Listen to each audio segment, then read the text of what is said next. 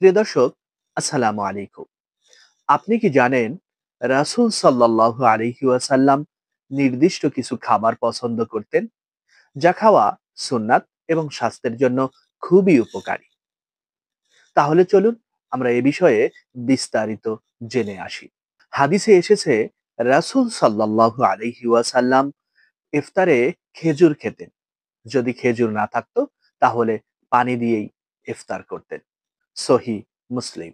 তাহলে প্রিয় দর্শক, চলুন রাসূল সাল্লাল্লাহু আলাইহি ওয়াসাল্লামের পছন্দের তালিকায় কোন খাবারগুলো রয়েছে সেগুলো আমরা একবার দেখে আসি। ১ নাম্বার খেজুর, যা খাওয়া সুন্নাত এবং এটি খেলে শরীরে দ্রুত শক্তি বৃদ্ধি পায়।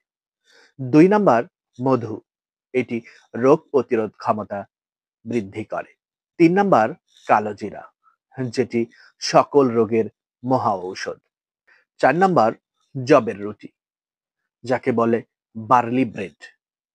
রাসূল সাল্লাল্লাহু আলাইহি ওয়াসাল্লামের পছন্দের তালিকায় এটিও ছিল। এবং ৫ নাম্বার জলপাই এবং জলপাইয়ের তেল। এটিও মহানবী সাল্লাল্লাহু আলাইহি ওয়াসাল্লামের পছন্দের তালিকায় ছিল। তাই প্রিয় দর্শক, আসুন আমরা সবাই আমাদের পছন্দের তালিকায়ও রাসূল সাল্লাল্লাহু আলাইহি ওয়াসাল্লামের পছন্দের এই খাবারগুলো যোগ করি। কেননা এগুলো খাওয়া সুন্নাত।